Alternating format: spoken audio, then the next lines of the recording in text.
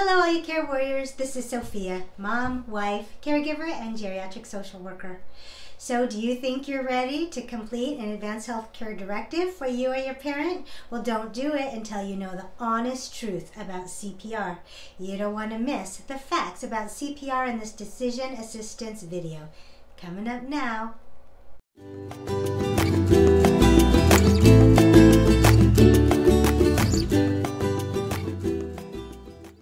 Welcome to part 2 of my Advanced Healthcare Planning series. I hope you saw part 1 all about Advanced Healthcare Directives. If not, I'll put a link to it in the description below. Now I'm going to give you fair warning that today's video is very serious and not everyone is going to be able to listen to what I have to say. Today I'm giving decision assistance regarding code status, or whether you or your parent would want to have CPR if their heart stopped.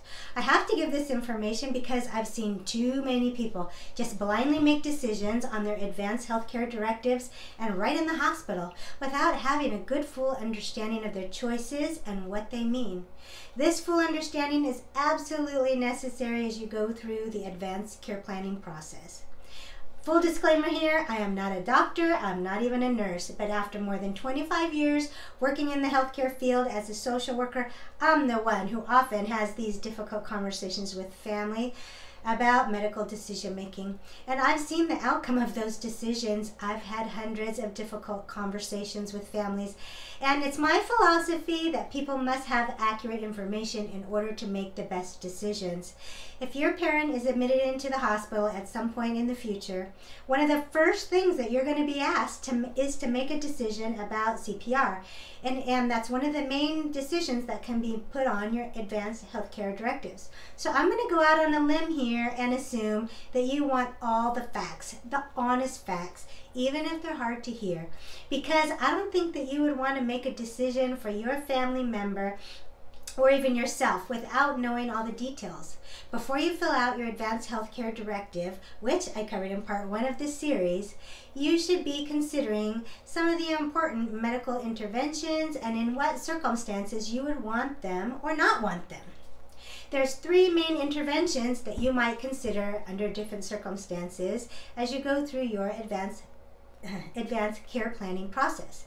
For each of these, I'm going to talk about how they might help a patient, how they might harm a patient, and some of the additional things that need to be considered.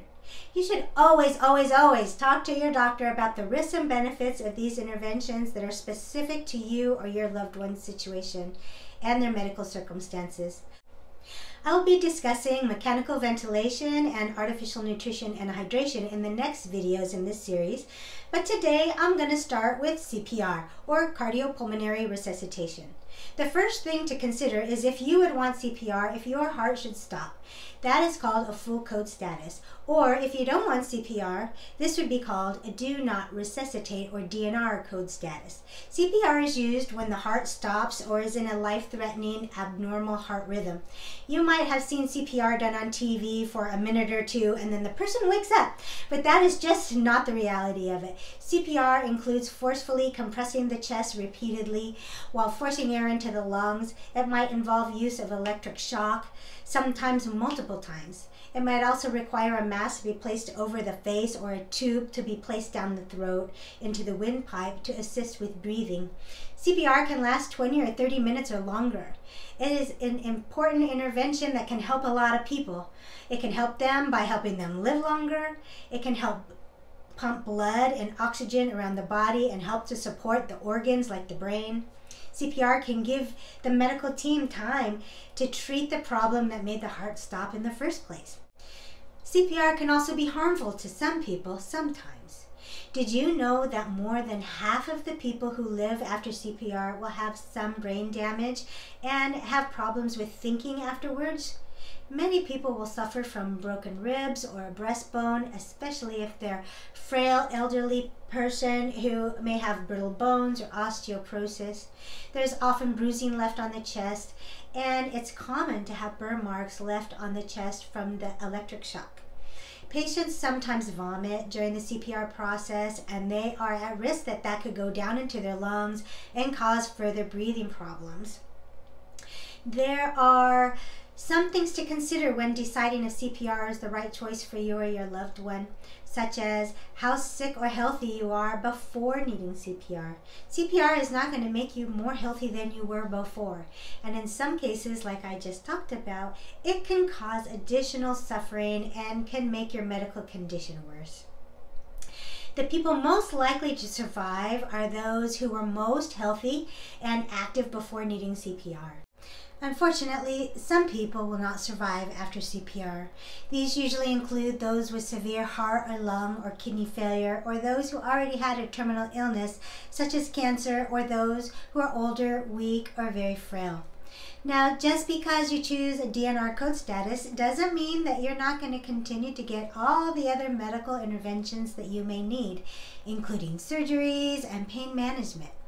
If a person has a DNR code status, it doesn't mean that their heart will necessarily stop beating anytime soon. Working in long-term care, I've seen patients with a DNR code status who've been living with that code status for years, but their heart has never stopped, so it's not been an issue for them, and they continue to get all the other care and services that are available.